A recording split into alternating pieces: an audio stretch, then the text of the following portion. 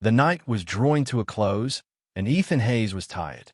Not the kind of tiredness you get from a long day of honest work, but the kind that settles in after hours of smiling, shaking hands, and pretending to care about charity auctions. He was a billionaire, which meant he was always on. He stepped out of the grand ballroom of the city's fanciest hotel. The air was crisp, biting with that late autumn chill that felt expensive and clean. Ethan pulled his Italian wool coat tighter around him. It was a good night. He'd made a few new connections, donated the right amount of money to look generous but not foolish, and now he just wanted his chauffeur to drive him home to his penthouse with the impossibly beautiful view. Ethan was a sharp-featured man in his late 30s. He had the kind of dark hair that always looked perfectly styled and eyes that were used to scanning spreadsheets, not street corners. He was used to people looking up to him, not looking at him. And he definitely wasn't used to seeing the real world pressed up against the polished marble of his elite bubble.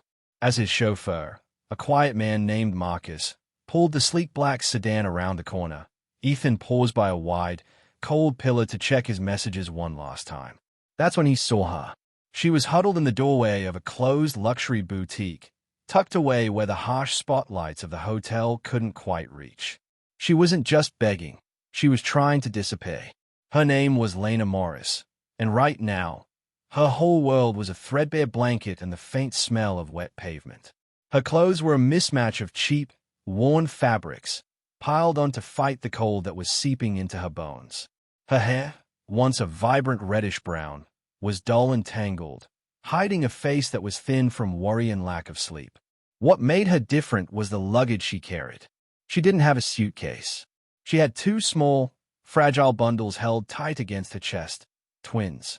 Lena was rocking slowly, a tiny, almost silent motion. She wasn't shouting for money or holding out a cup aggressively. She was simply trying to keep her babies warm and invisible. They were maybe a year old, tucked securely inside her coat, their soft, sweet faces just barely visible above the collar. Ethan saw the scene, and a familiar wave of annoyance washed over him. Here we go, he thought. Another sob story. In his world, people like Lena were a problem to be solved with a quick check, not a human being to be connected with. They were a drain on the city, he believed. He often said that people needed to show initiative, that he was a self-made man who started with nothing. Too. He was quick to forget the trust fund that had provided the nothing he started with. It was a rainy night outside a glamorous gala. The streets gleamed with lights from luxury cars, and cameras flashed everywhere. But just a few steps away, huddled against a cold stone wall, was a woman holding two tiny children. Her clothes were torn, her hair soaked and messy, her lips trembling from hunger and exhaustion. She looked up, not begging for money, but as if hoping someone would just notice her. The billionaire, dressed in a sharp black tuxedo, walked past without a second glance. He thought she was just another homeless woman. He didn't see the scar on her face, a scar that held a piece of his own past. He didn't know that the twins clinging to her were connected to him in ways he couldn't imagine. Even later that night, images of the woman and her children haunted him. One look, one moment, and he felt something stir in his chest, a feeling he hadn't known for years. Before we dive in, tell us in the comments what city you are watching from. And if you're new here, hit subscribe and turn on the notification bell so you don't miss stories like this. He reached into the inner pocket of his coat for his wallet. He wouldn't give her $1. That was insulting. He'd give her a 20, maybe a 50. Enough to feel good about himself for 30 seconds, but not enough to engage in a conversation. Marcus, Ethan said, his voice flat. Wait here. He walked a few steps toward the doorway. The cold hit him differently now. It felt sharper, closer to the bone, a reminder of the chasm between his world and his. Lena flinched as she heard his expensive leather shoes on the pavement. She pulled the babies in tighter, her eyes wide with fear, like a trapped animal. She didn't look up into his face. She kept her gaze fixed on the ground, murmuring a quick, rehearsed plea. Please, sir, anything you can spare. It's for my little ones. God bless you. Her voice was rough, quiet, and thick with exhaustion. Ethan stopped a foot away. He didn't speak. He just pulled out the $50 bill. He found himself looking down, not at her face, but at the two bundles she held. One twin, a little girl with a pink hat pulled low, was sound asleep. Her tiny chest rose and fell in a peaceful, oblivious rhythm. The other twin, a boy, was awake, and he was staring. His eyes were wide open, a strange, deep shade of blue that looked almost luminous in the dim light of the street lamp. He wasn't crying or fussing. He was just looking straight up, past Lena's chin, past Ethan's expensive coat, and directly into Ethan's face. The look wasn't demanding or pitiful. It was simply a stare, a long, unwavering observation. And in that instant, something hard and cold inside Ethan Hayes cracked a little. He froze, his hand still holding the money out. He wasn't looking at a beggar's child anymore. He was looking at a face that was unnervingly, sickeningly familiar. It wasn't just the blue of the eyes. Lots of people have blue eyes. It was the shape of them, a slight upturn at the outer corners. It was the full, almost pouty bottom lip. It was the curve of the hairline peaking just above the forehead. A strange, hot wave washed over Ethan, a mix of panic and confusion. He felt dizzy, like the polished street was tilting beneath his feet. No, impossible. It's the late hour. It's the champagne. His mind scrambled for a rational explanation. He was tired. His brain was playing tricks. He tried to look away, but he couldn't.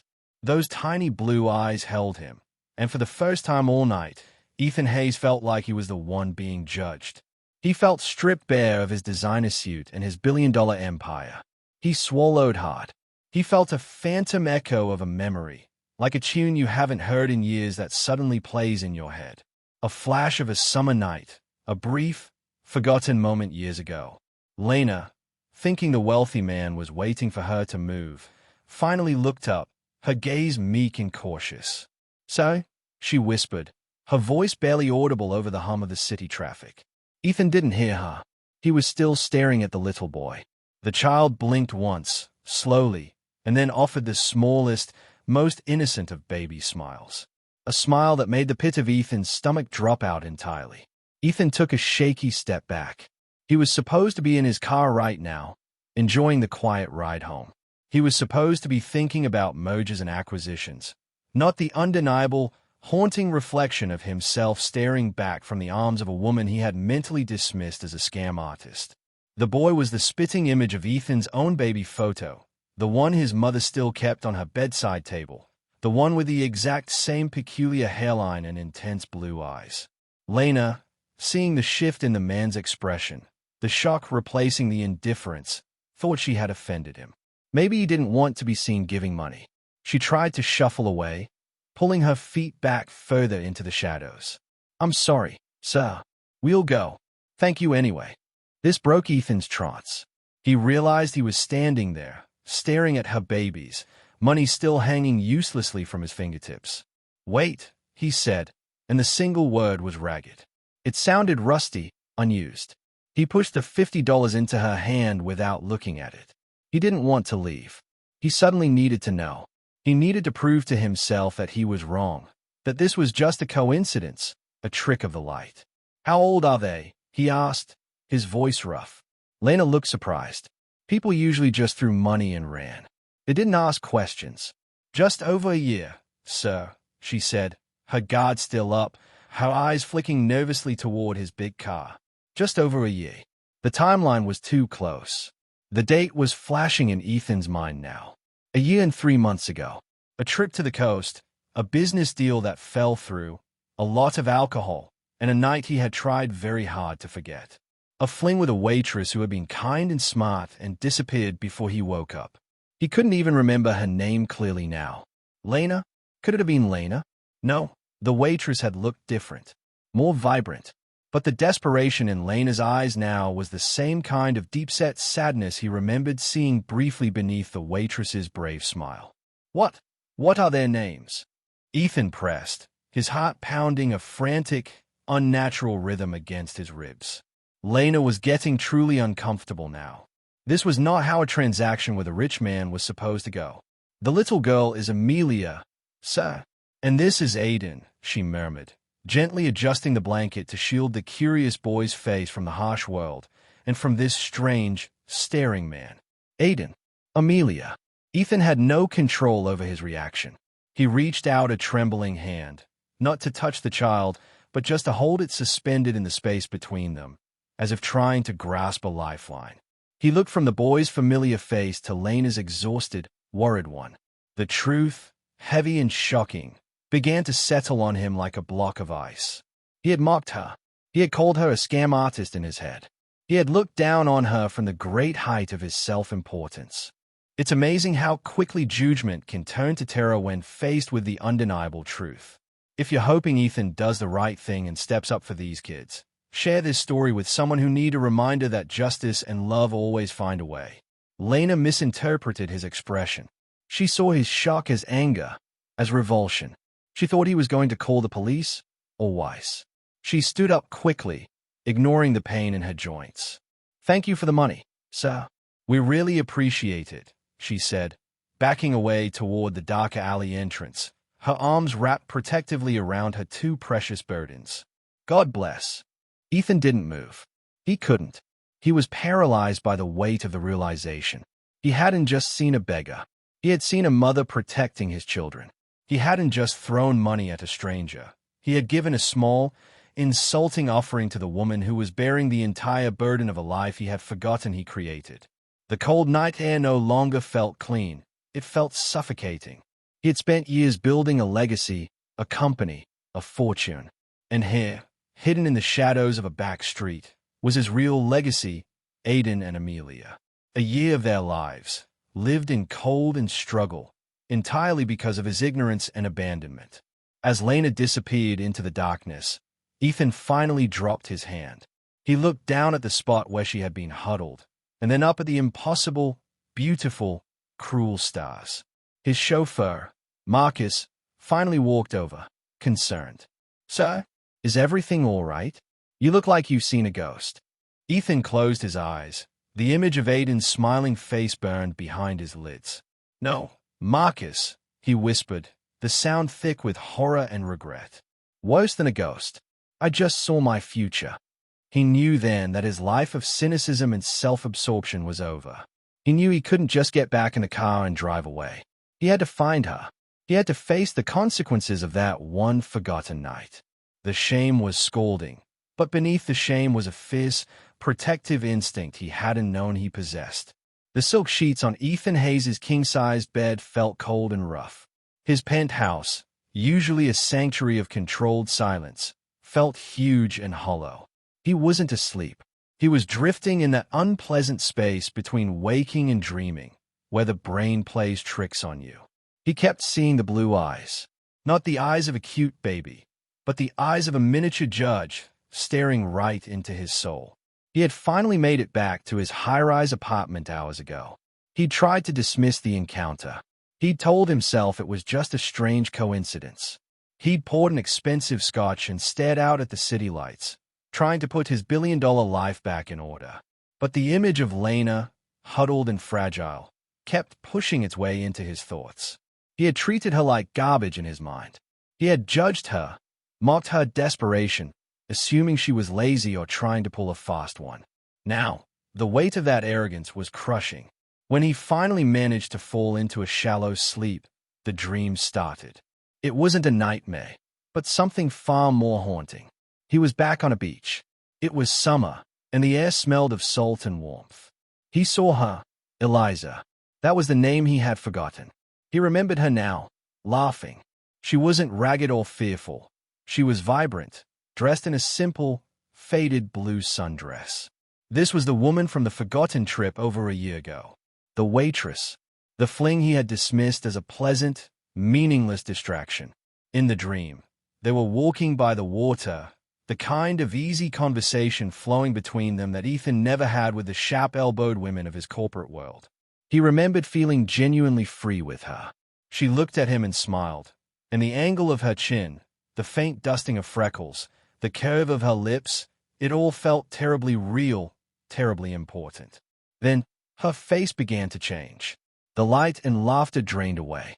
The smooth skin became tight and drawn over sharp cheekbones. Her vibrant hair became dull and messy. The casual blue dress turned into the dainty, mismatched layers of a street person. Eliza's smiling face dissolved into Lena Morris's exhausted face. And then, she wasn't alone. She was holding the twins, Aiden and Amelia.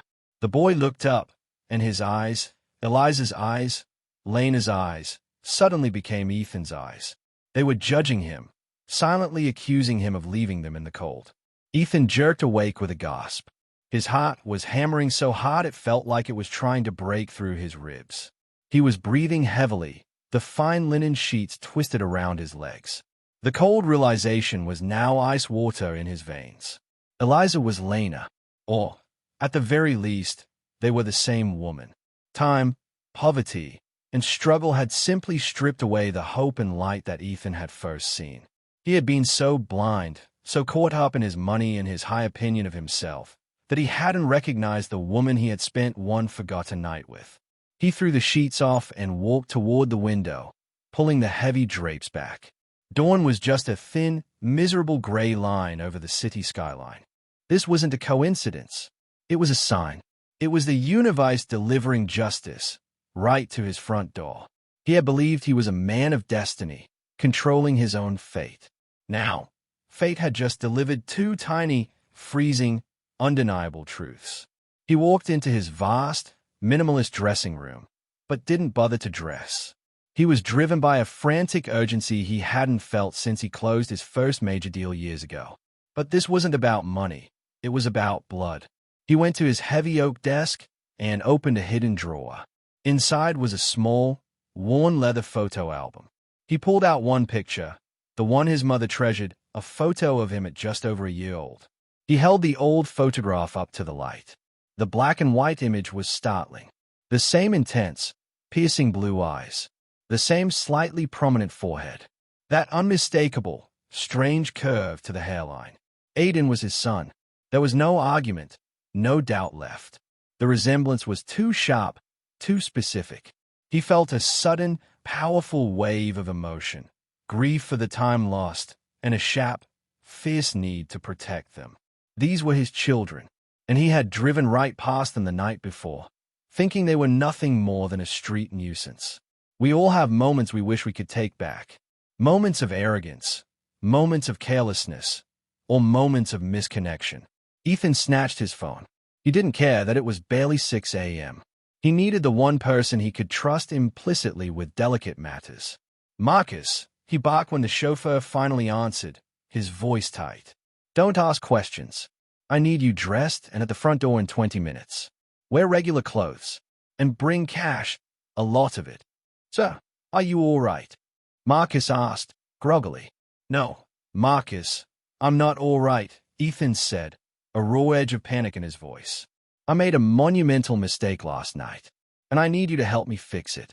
20 minutes later, Marcus was sitting in the massive, polished living room, looking concerned but utterly professional. Marcus had been with Ethan for 5 years.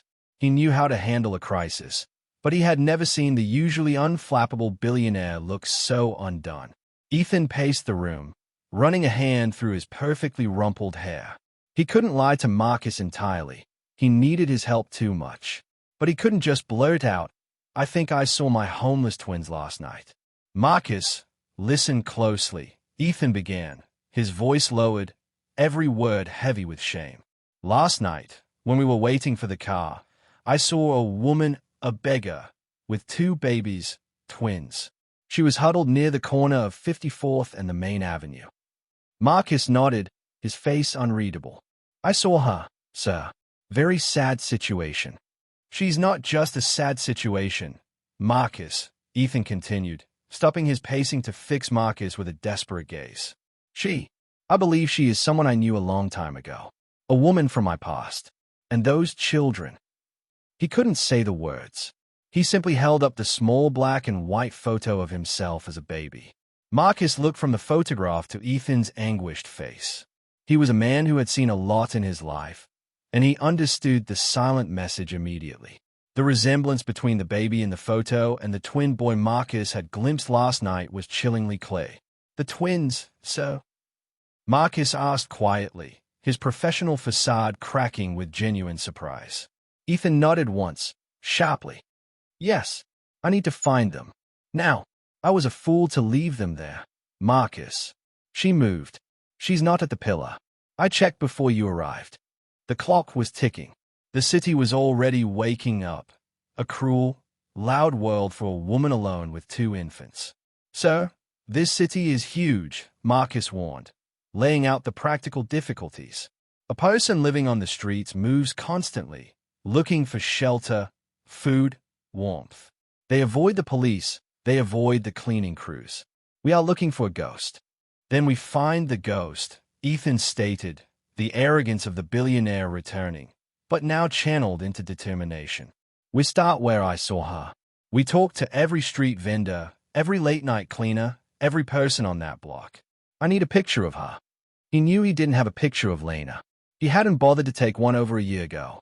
We will drive back, sir, and I will start asking around, Marcus said calmly, already formulating a plan. We'll need to know her name. Lena, you said. Lena Morris, Ethan supplied, a name finally firm in his memory. But she might have used another name, or she might not talk to strangers. The urgency was building, pressing against the glass walls of the high-rise. He realized the search wouldn't be simple. He couldn't just throw money at this problem and make it disappear. He had to use his influence, but subtly. He didn't want the media knowing he had abandoned his own children on the streets. The clock is ticking for Ethan to find his family before the trail goes cold. Ethan looked out the window one more time. He saw a city of millions, all rushing, all indifferent. Somewhere down there, in the cold, was his flesh and blood. The weight of his guilt was immense, but it was matched by a burgeoning, fierce sense of purpose. I'm coming with you, Ethan announced, grabbing a heavy coat. This isn't a task I can delegate, Marcus. This is my life. We find them today. I don't care what it costs, how many meetings I cancel. Nothing matters but finding Lena, Aiden, and Amelia. Marcus simply nodded. He saw the change in his boss. The cold, corporate shell was gone, replaced by a desperate, flawed man. A father. We start on the street, sir, Marcus confirmed. Let's go find your family. Ethan took one final look at the baby photo, placing it carefully in his coat pocket. He was leaving the penthouse not as the powerful CEO, but as a man embarking on a frantic, humbling hunt for his own redemption. He was finally ready to face the music that was a year and 3 months overdue. The search hit a wall, a big, cold, concrete wall. Ethan and Marcus spent the early morning retracing Ethan's steps from the night before. They drove slowly, walked the area, and Marcus, with his quiet, respectful manner, began asking questions. But the city was a maze of indifference. Nobody wanted to talk to a rich man and his driver about a beggar who had moved on. The street vendors were suspicious. The few people they found who had been there the night before either hadn't noticed Lena or refused to cooperate. They were protective of their own, and a nervous billionaire asking about a woman with 2 babies only screamed trouble. So, she's gone, Marcus finally said, pulling Ethan away from a particularly unhelpful security guard. They don't stay in one spot. It's too dangerous, and the city cleaners move them along. The cold, hard realization of his failure hit Ethan in the chest. His money, which could buy him anything in the world, was completely useless here. It couldn't buy him information. It couldn't buy him back the time he'd lost. He was forced to return to his office, his sanctuary, just long enough to handle a critical call. He had to look the part of the powerful CEO, but inside, he was shaking. His company, Hayes Global, was everything the street was not: sterile, controlled, and obsessed with profit. The headquarters was a tower of shimmering glass and steel, right in the heart of the city. As he walked through the lobby, perfectly polished marble reflecting his custom-made shoes, everyone stopped. "Good morning, Mr. Hayes," the assistants murmured, their voices laced with a mix of awe and terror. Ethan Hayes was admired publicly. He was the golden boy of the financial news, the self-made titan who never lost a deal. People saw his success, his yachts, his massive charitable donations, and they were impressed. They saw a man in control of his destiny. But the truth, hidden beneath the veneer, was that Ethan was emotionally bankrupt. He went straight up to his office. The room was the size of a small apartment, with a panoramic view that stretched to the horizon. It was a beautiful, lonely space. As he sat down in his leather chair, the chaos of the streets faded, but the emptiness remained. The betrayal he felt now, the shame of abandoning his children, reminded him of the deep, old scars he carried. Ethan had learned the hard way that people couldn't be trusted. When he was just starting out, fresh out of university, a close mentor, a man Ethan considered family, had tried to double-cross him on his very first big investment. That mentor had been a father figure, someone Ethan respected more than his own distant, indifferent parent. The betrayal wasn't just financial, it was soul-deep. It taught him a terrible lesson. Everyone has a price, and everyone will take advantage if you let them. This painful history had created the Ethan Hayes everyone knew, cold, ruthless, and entirely solitary. He built his empire so high that he thought no one could ever reach him again to hurt him. He made his money his shield and his obsession. Love, trust, family.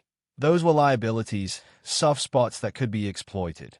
This is why, when he saw Lena on the street, his mind immediately went to mockery and cynicism. He didn't see a human in need.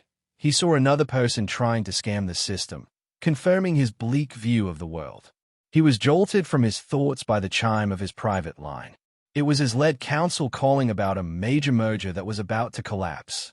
"Fix it," Ethan snapped into the phone, his professional mask dropping into place. "I don't care about their excuses. I want the deal signed by 5. If you can't handle it, I'll find someone who can." He dealt with the multi-million-dollar crisis in 3 minutes flat, hanging up the phone with the same ease he'd used to hang up a coat. He was powerful, yes, but the victory was flat. It didn't solve the real crisis haunting him. He looked at the small silver frame on his desk. It held no photos, just a quote about self-reliance. He realized the emptiness of his success.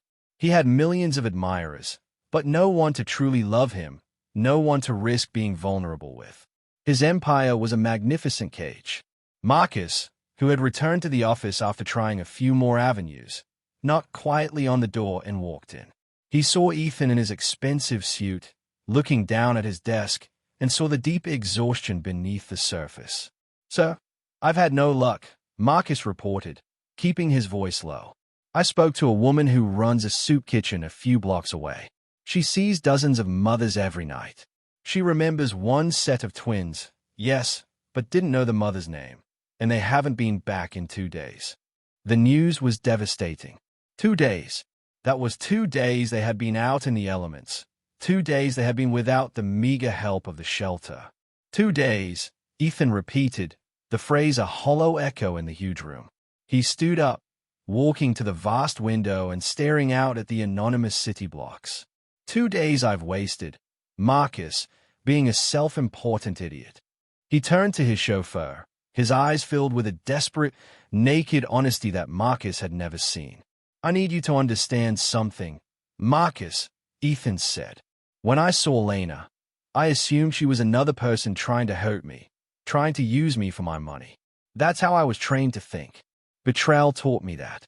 He pointed to the glass tower outside. "This company, this fortune, it's all built on a foundation of distrust. I never let anyone in. Not after what happened years ago." He paused, taking a slow, shaky breath. "But Aiden and Amelia, they are different. They don't want my money. They don't know who I am. They are pure, and they are mine." He realized the beautiful, terrible irony. He had built a life on avoiding vulnerability, yet the greatest joy and redemption of his life had just walked out of his self-imposed prison, right onto the cold street. The twins were his chance to finally heal those old wounds, to build a family that was based on love, not suspicion. "I'm changing the plan," Ethan declared, his voice suddenly firm, losing the last bit of self-pity. "I can't just be a businessman throwing cash around. We need to be smarter, quieter, and more human. The city is a big place, and finding Lena feels impossible when you don't know where to look." He looked at Marcus, the only person he trusted now. "You have the street knowledge, the simple places where people disappear. I have the resources." The shelter woman mentioned a few key spots, Marcus suggested calmly. Abandoned warehouses that get used for temporary shelter. Also, the older church ministries in the downtown core. Places that don't advertise, but offer real help. Those church ministries, Ethan seized on the idea. They run on donations. They need food, warm clothes, grants. I can't just walk in and ask, but I can offer help. Unprecedented help. I'll approach them as a businessman looking to make a massive, anonymous donation to help street mothers.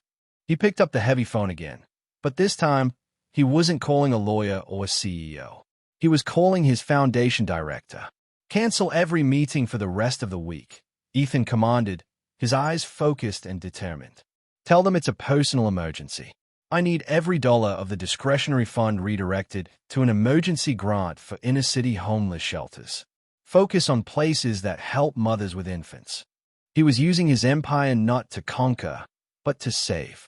He was using his immense power for something pure and selfless. The irony was sweet, the motivation was fierce. Ethan realized that finding Lena, Aiden, and Amelia wasn't just about obligation. It was about salvation. They were the only thing that could fill the cold, hollow space that his wealth had created. Ethan's emotional battle is finally turning into a determined hunt. He is no longer running from his past. He is embracing his future. Ethan Hayes was driving through parts of the city he hadn't seen in years. Not since he was a college student short on cash. Now, sitting beside Marcus in the heavy sedan, he felt the weight of the city pressing down on him. The glamour was gone, replaced by the reality of cracked pavement and fading storefronts. His foundation director was already moving fast, setting up emergency grants. Money was flowing into the city's quiet, unsung heroes, the community shelters and church ministries that worked without headlines or fanfare. This approach was working because it was subtle and genuine. The Reverend Johnson at the Faith Ministry called back. "Sir," Marcus reported, holding his phone. He's deeply grateful for the unexpected support. He told me that one of his volunteers did see a woman with twins matching the description about 3 days ago. Ethan gripped the dashboard. 3 days ago. The trail was still cold, but getting warmer. Where did she say she was headed, Marcus? Did she look scared? He said she was incredibly tired, but held those babies like they were gold. She asked for extra blankets and food for the twins. The volunteer overheard her saying she needed to find a place that wasn't close to the main streets. They thought she might have been looking at the abandoned railway yard near the old industrial docks. As they drove, Ethan stared out at a community college campus they passed. The sight of the hopeful young faces walking with backpacks and books triggered a powerful question in his mind. "Marcus," he said, his voice low. "Who is she? She doesn't beg like a professional. She has a shy politeness. She carried herself like someone who was once normal, like someone who had a life." The answer, unspoken, was complex. And to understand the woman huddled on the street, you had to see the woman she used to be. Lena Morris once had a future that was bright and simple. Not rich, but sturdy. Just 2 years ago, Lena was renting a small, sunny apartment near a big city park. She was juggling 2 jobs, one waitressing, which is where she briefly met Ethan on his disastrous business trip, and one working at a children's library. Every penny she earned was going into a savings account. Her dream wasn't a mansion. It was a small, cozy daycare center focused on creative play. She loved children, and she had a real gift for calming and teaching them. She was trusting, too. She had a kind heart and believed that most people were fundamentally decent. That was her biggest strength and her ultimate downfall. Lena had a cousin, Roger, whom she trusted completely. Roger was smooth-talking and always had a big idea that was just about to hit it big. He convinced Lena that her savings would grow twice as fast if she let him manage it, just for a few months, putting it into a small, supposedly secure investment fund. He made it sound like they were partners, family helping family. Lena, wanting to believe in him, handed over every dollar she had saved for her daycare, a little over $20,000. It was everything. Then came the cold, hard slap of betrayal. Roger didn't invest the money. He took it all. He used it to pay off his own debts and disappear. When Lena tried to contact him, his phone was disconnected. Her savings account was empty, wiped clean by a trusted relative. She went to the police, but without formal paperwork. It was a family dispute. She went to the banks, but the money was gone. Her dream wasn't just delayed, it was annihilated. The pain of the financial loss was crushing, but the pain of the betrayal was worse. It shattered her ability to trust and left her feeling utterly stupid and alone. It was during this time of devastating loss that Lena realized she was pregnant. She remembered the fleeting night with the charming, handsome man from the coast, Ethan. He was kind, but distant, and she knew he was in a different world. She didn't even have his last name. She was too heartbroken and ashamed to try and track him down, convinced he'd either deny her or simply throw money at her problem and walk away. She couldn't face that rejection. She lost her job. She couldn't afford her apartment. She was too proud and too traumatized by Roger's betrayal to admit her failure to the few friends she had left. She became fiercely solitary, focused only on the tiny lives growing inside her. Giving birth to Aiden and Amelia was the moment her true self emerged. They were early, small, and vulnerable. The moment she held them, Lena realized she hadn't been destroyed by Roger's betrayal. She had been forged into something harder and stronger. She wasn't fighting for her dream anymore. She was fighting for theirs. She didn't know how to survive on the streets, but she learned. She learned where to find a warm grate, where the night patrols didn't go, and where the kind-hearted souls left food. Back in the sedan, Ethan listened as Marcus finished recounting the bare-bones information from the Reverend, the need for blankets, the exhaustion, the move toward the docks. Ethan saw the heartbreaking parallel with his own life. Betrayal, Ethan murmured, staring at the gray pavement blurring past the window. It always cuts the deepest when it comes from someone you let close. He realized Lena wasn't a common street person. She was a woman like him. She had built a high wall around her heart because someone she trusted had tried to ruin her. She was a victim of cynicism, just like he was a victim of it. But unlike him, she hadn't become a billionaire. She had become a survivor. Two separate lives, shattered by the same kind of pain and betrayal. The railway yard, Ethan repeated, his voice now crisp and determined. It's near the old loading docks, isn't it? Lots of cover, but it's dangerously cold and exposed. Yes, sir, Marcus confirmed. A rough place, especially with infants. Then that's where we go. Right now, Ethan ordered. Marcus, I don't care about my anonymity anymore. We need boots on the ground. I need to know exactly what the security situation is down there. He was done with abstract giving. He was done with grants and phone calls. He had to use his sheer will to find them. He had to face the danger, the grit, and the cold reality of the life they were living. He couldn't send Marcus alone. He was their father. He had to be the one to bring them home. His old life felt silly and distant now. The billions in his bank account, the luxury tower, they were meaningless until he could put his arms around Aiden and Amelia and tell Lena she was safe. He had the chance to do something truly good, to right the wrong not just of his abandonment, but of the betrayal that had ruined her life. He looked down at his gloved hands, realizing they weren't just the hands of a businessman. They were the hands of a father who was finally ready to fight for his family. He drove forward, the car turning toward the abandoned, dark corner of the city where his redemption was waiting. The old industrial docks were a graveyard of rusted metal and broken dreams. Ethan and Marcus pulled the car as close as they dared, then continued on foot. The ground was treacherous, littered with broken glass and cold, wet gravel. The air smelled of salt, decay, and the sharp, cutting cold that seemed to sink right into your bones. This was a complete opposite of Ethan's controlled, sterilized world. He felt exposed, vulnerable, and completely out of place in his expensive but useless cashmere coat. They walked slowly, their feet crunching on the gravel, Marcus leading the way.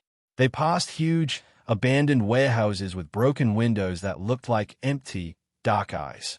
Finally, tucked into an alcove formed by two enormous, rusted shipping containers, they saw it, a small heap of blankets and makeshift shelter. It was quiet, too quiet. Ethan's heart hammered against his ribs.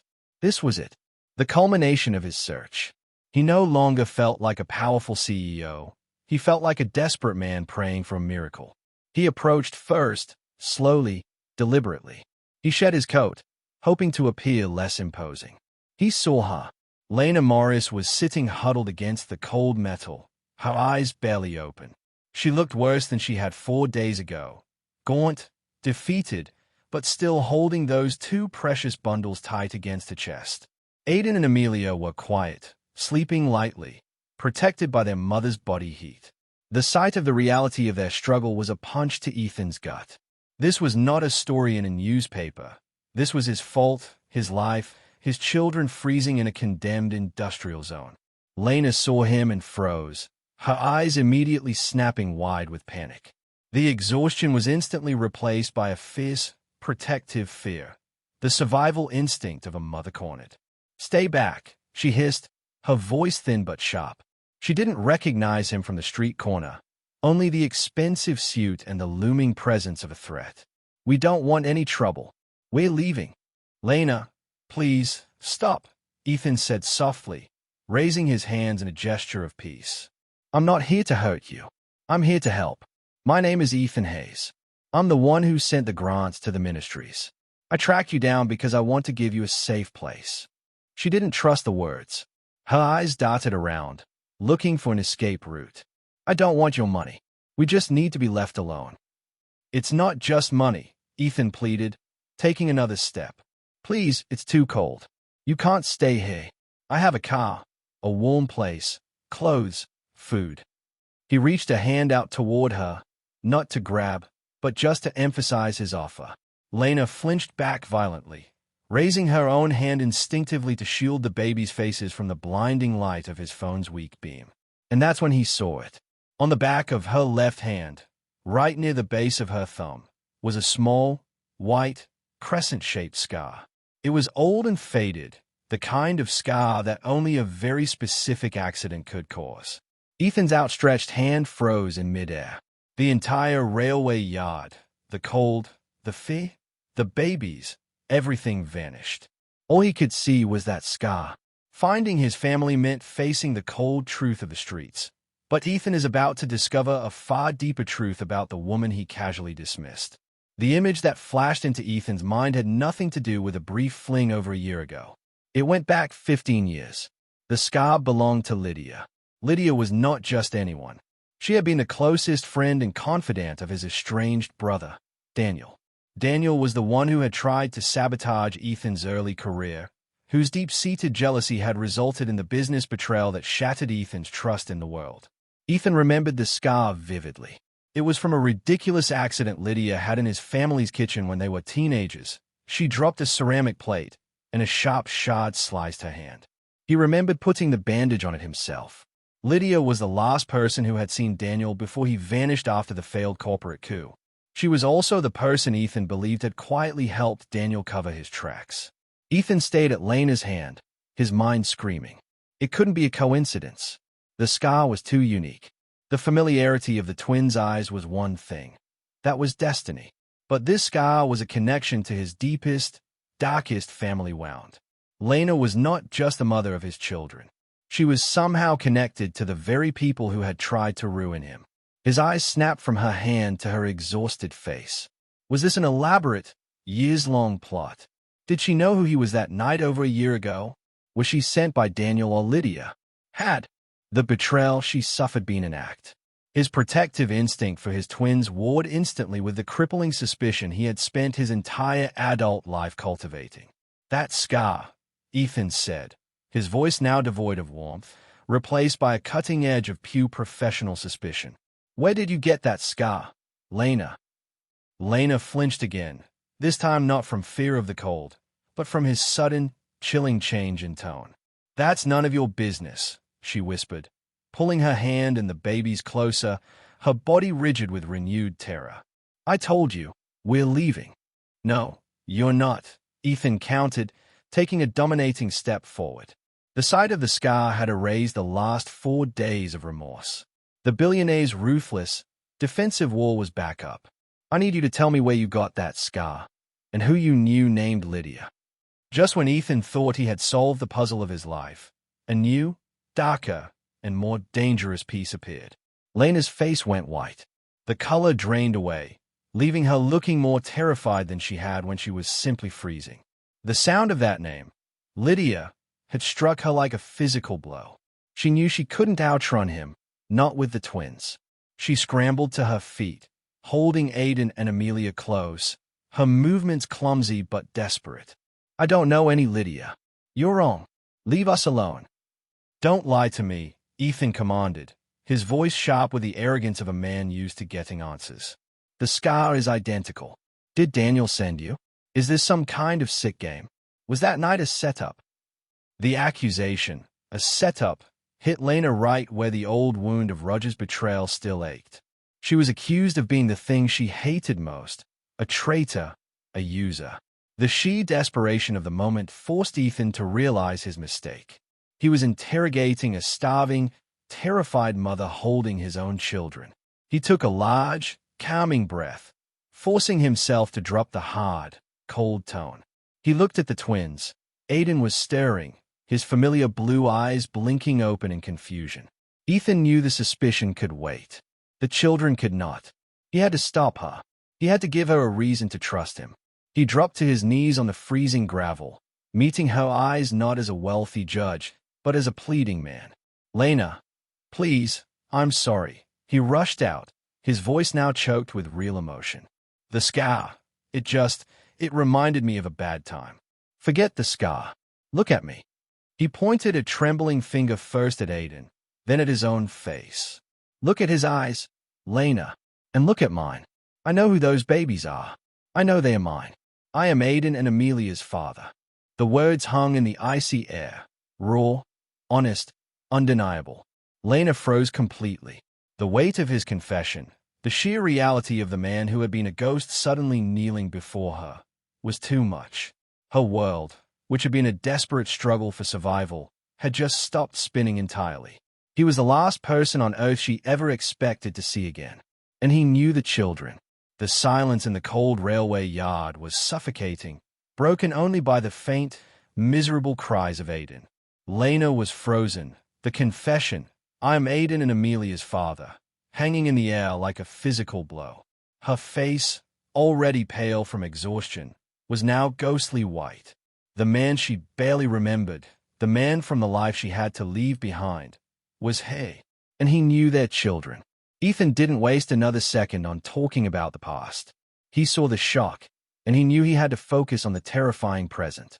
"Lena, please, listen to me," he urged, his voice soft but commanding.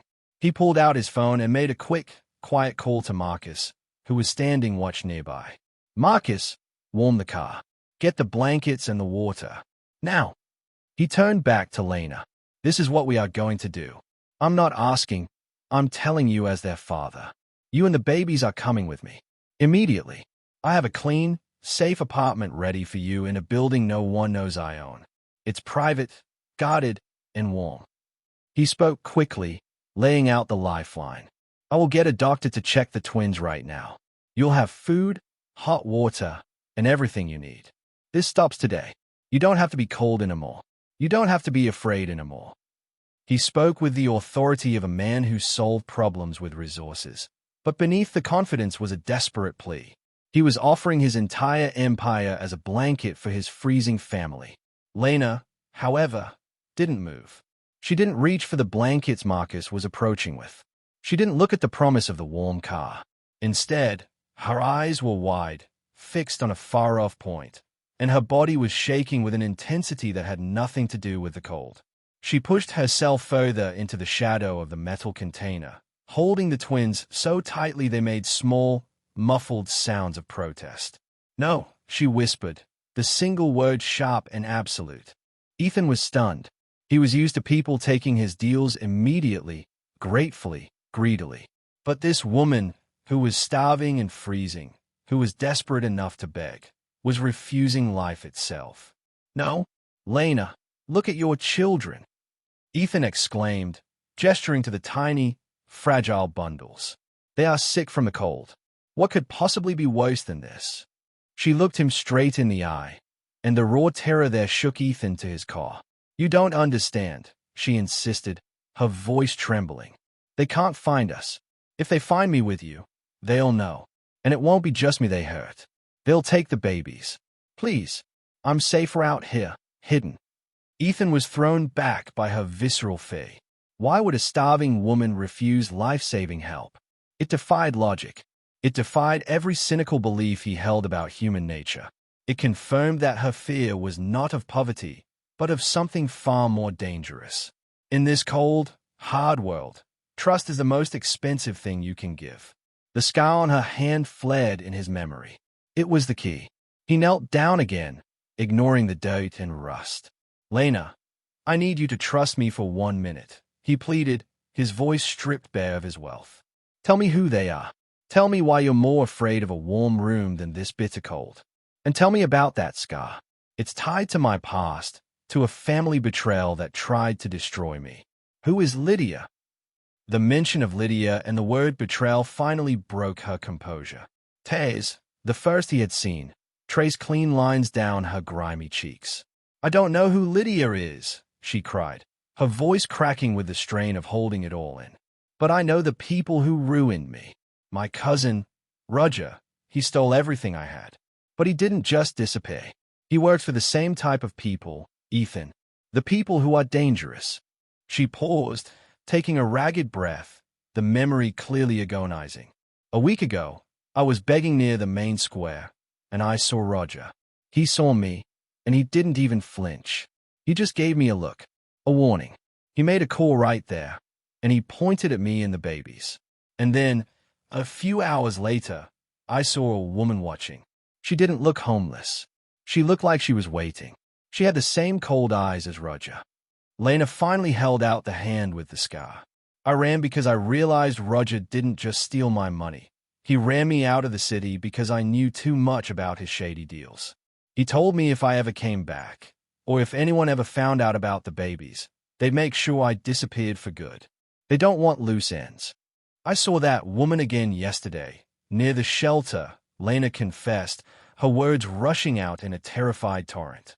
"She was asking about the mother with the twins. They are hunting me, Ethan. If I go with you, a billionaire they can track, they'll know exactly where to find their leverage. They'll know they can hurt you through the twins." The truth was even darker than Ethan had imagined. She wasn't running from poverty. She was running from a genuine, serious criminal threat. And the betrayal that ruined her life was connected to the same world of darkness that Ethan's brother, Daniel, had frequented. The coincidence wasn't fate. It was a deadly, intertwining web. Ethan was shaken, but the fear didn't make him back away. It hardened his resolve. His suspicion about the scar melted away, replaced by a fierce, protective fury. He wasn't looking at a conspirator. He was looking at an incredibly brave woman who had been protecting his children from a real threat, alone, for over a year. He stood up, towering over her, but his eyes were soft with the depth of his shame and his love. "Lena, you've got it backwards," he said, his voice now ringing with quiet authority. "You are not safe out here. You are vulnerable. You are freezing. You are exposed. You are an easy target for those vultures." He bent down, looking her directly in the eyes. "You think my world is dangerous, but you have no idea what my resources can do.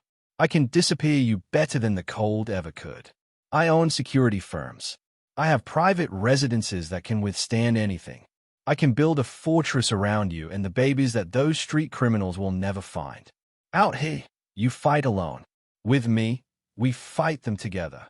He extended his hand one last time, an offering not of charity, but of a shield. "You don't have to trust me as a man, Lena. Trust me as Aiden and Amelia's father. Let me protect our children." Lena looked at his hand, then at the desperate sincerity in his eyes. She saw the raw confession of fatherhood, the absolute determination to fight. She saw not the cold billionaire, but a man who had finally found something worth risking everything for. The cold was unbearable. Her strength was gone. She couldn't fight the city and the bad people anymore. With a shuddering sigh, Lena reached out and placed her scarred hand, still shaking, into his. Just keep us safe," she whispered, her voice barely a breath. Ethan's heart swelled with a fierce, protective joy that washed away months of bitterness and cynicism. He gently helped her rise, taking one of the warm bundles, Amelia, into his arms. The tiny weight of his daughter was the heaviest, most precious thing he had ever held. They were leaving the shadows of betrayal and fear, taking the first tentative step toward a future that would be filled with danger. Yes, but also with hope and the fierce, undeniable power of family.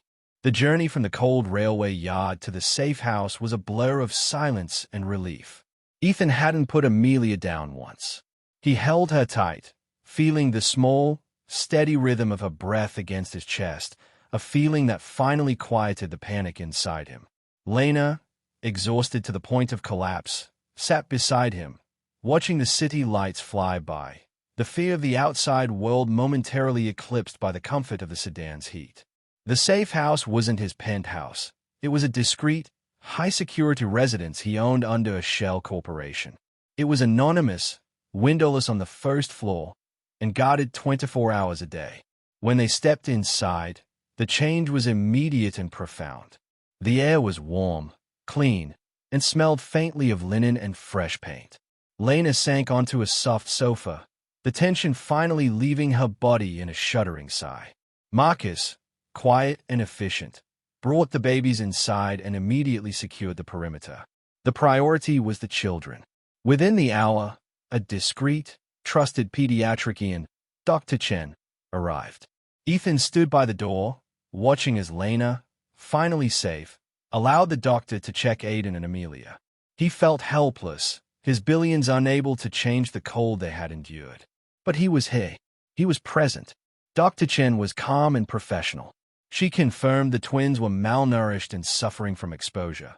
But thankfully, they were strong and would recover quickly with proper care.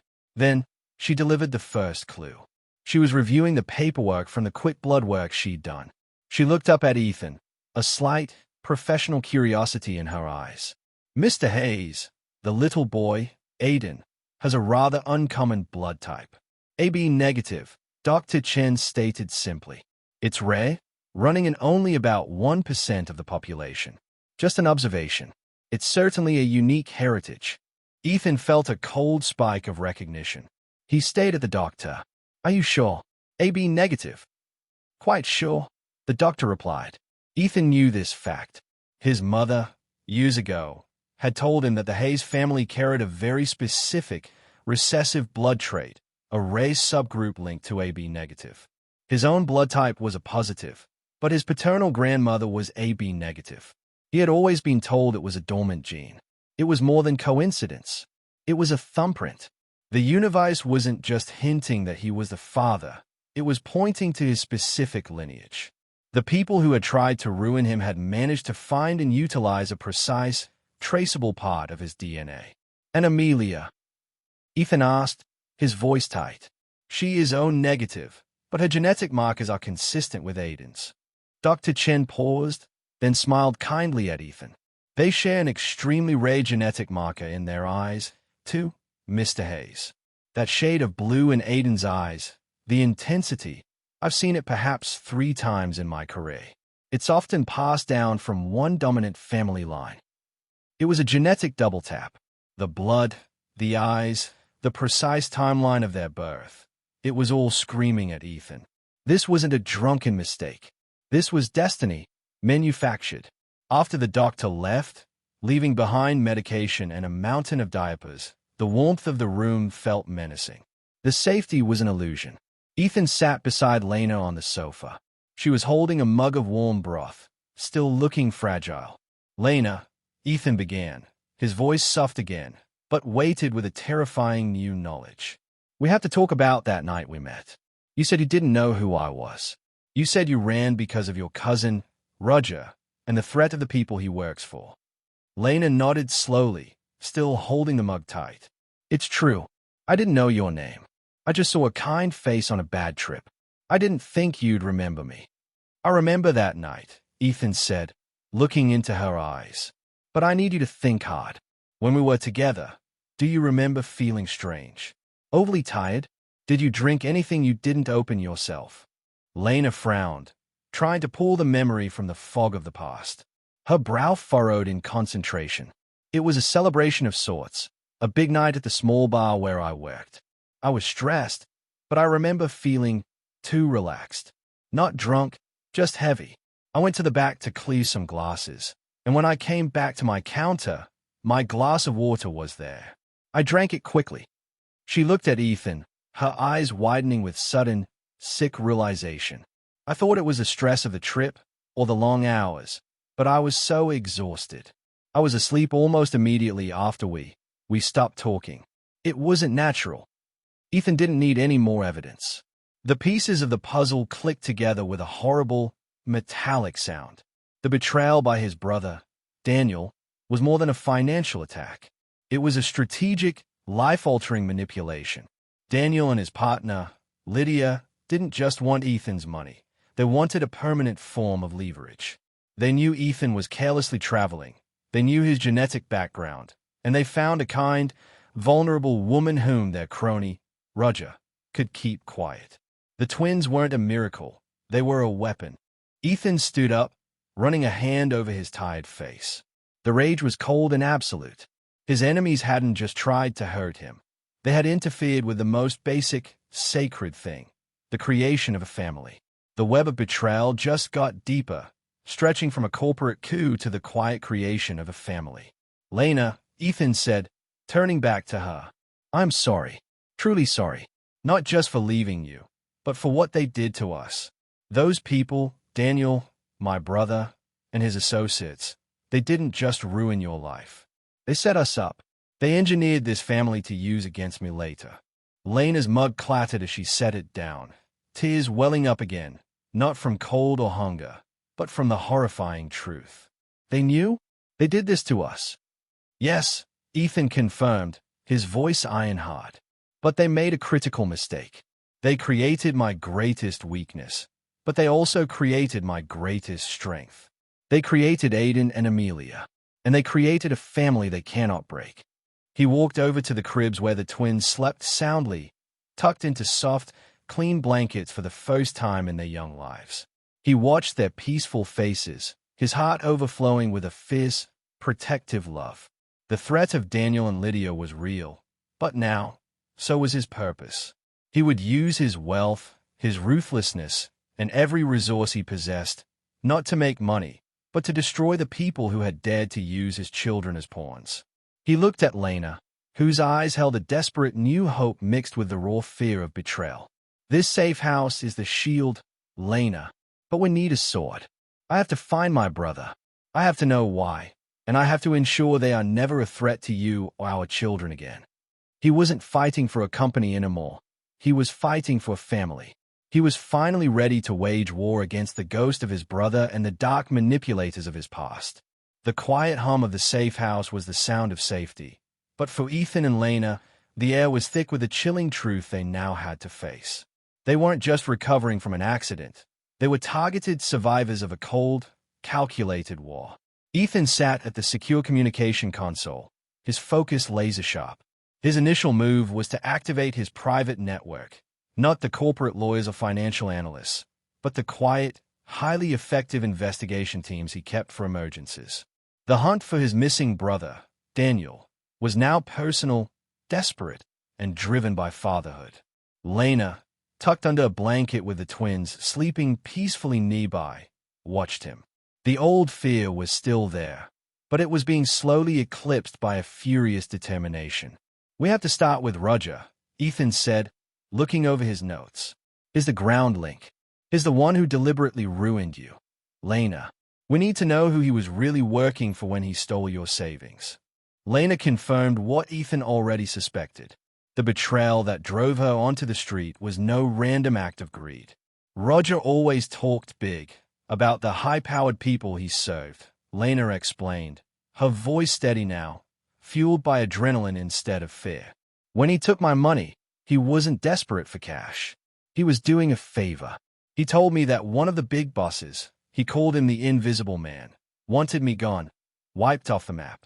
Roger made sure I lost my job, my apartment, everything, because he said the boss's brother needed a clean slate. The boss's brother. The words cut through Ethan like glass.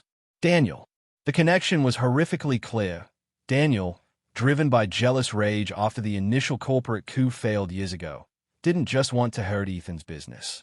He wanted to destroy Ethan's future by contaminating the purest part of a man's life, his family.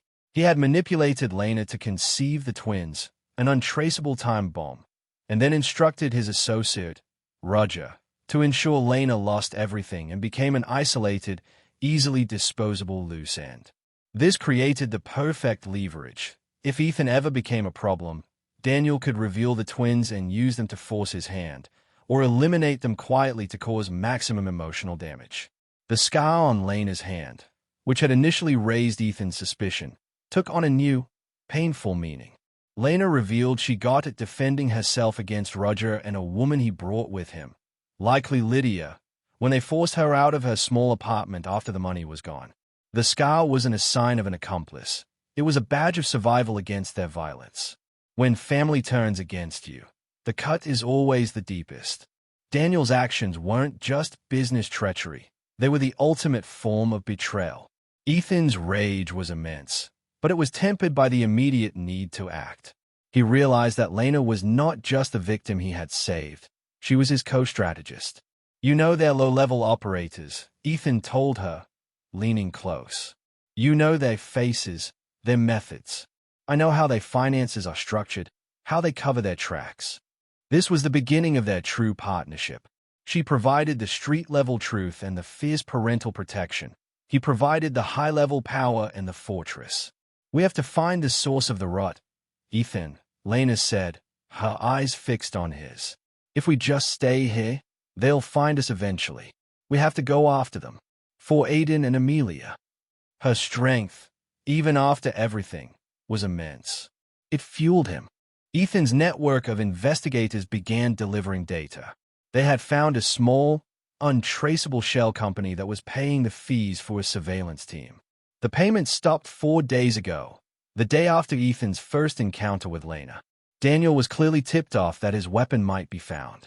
The surveillance team was paying close attention to the area around the old docks and the ministries. They were watching Lena, waiting for the right moment to either eliminate her or snatch the babies. Then came the first solid lead. It came from one of Ethan's old corporate security contacts, a man who had worked closely with Daniel years ago. The information was whispered, fearful, and specific. "Daniel isn't in the city anymore, Mr. Hayes," the contact reported over the secure line. "He used an old escape route, a family asset, the safe harbor his grandmother used to own. It's a small, private compound in the Caribbean." The island wasn't named, but the geographic location was confirmed. A forgotten spot, shielded from Interpol, perfect for a man who needed to disappear but still pull financial strings. The realization was stunning. Daniel hadn't just run. He was hiding in a family ghost from the past, in a location familiar to many in the targeted audience. A beautiful, tropical setting now turned into a deadly hideout. Lena is no longer a victim. She's a survivor with crucial, first-hand information. Ethan looked at Lena, whose face was pale but determined.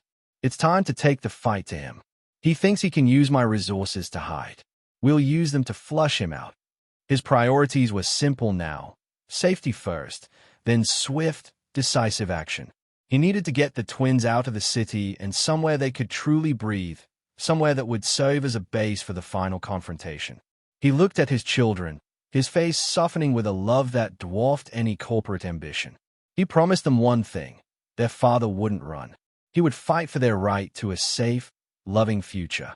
He stood up, walking toward the window that overlooked the anonymous city. He was done being hunted. He was done living under the shadow of his brother's evil. "We are going to the Caribbean, Lena," Ethan announced, his voice ringing with absolute certainty. "We are going to find Daniel, expose his plot, and end this. And then we are going to start our life, together, as a family." The man who was driven by money was gone. In his place was a father, fueled by love, setting a course toward the heart of the conspiracy. The journey to the Caribbean was unlike any trip Ethan Hayes had ever taken. There were no first-class amenities or champagne toasts. They flew on a small, unmarked jet with Marcus and a minimal, highly trained security team disguised as aides. Every hour was tense, every glance out the window a risk. Ethan sat next to Lena, one twin sleeping in his arms, the other resting in Lena's, both bundled against the changing climate. He was no longer thinking about quarterly earnings. He was a shield. The compound itself was on a remote stretch of coastline, miles from the nearest town. It was beautiful, a dazzling turquoise sea meeting white sand, but its beauty was deceiving. It was a fortress built into the cliffs, with hidden cameras and reinforced walls. When they finally settled in, the sheer relief of the quiet warmth was immense. The twins, Aiden and Amelia, were finally safe, sleeping soundly in real cribs, their skin losing the unhealthy gray tint of the city cold. Lena watched them, tears of exhaustion and gratitude finally falling. For the first time since their brief night together, Ethan and Lena allowed themselves a moment of shared humanity. They spoke quietly, not about the plot or the danger, but about the children, their small smiles, their tiny hands, the fierce, consuming love they both felt. Ethan looked at the sleeping face of his daughter, Amelia. He realized this wasn't about ownership or duty anymore. This was the first time in his adult life he had felt truly protective, not of an asset or a corporation, but of something fragile and infinitely precious. His billions were meaningless compared to the soft weight of his child.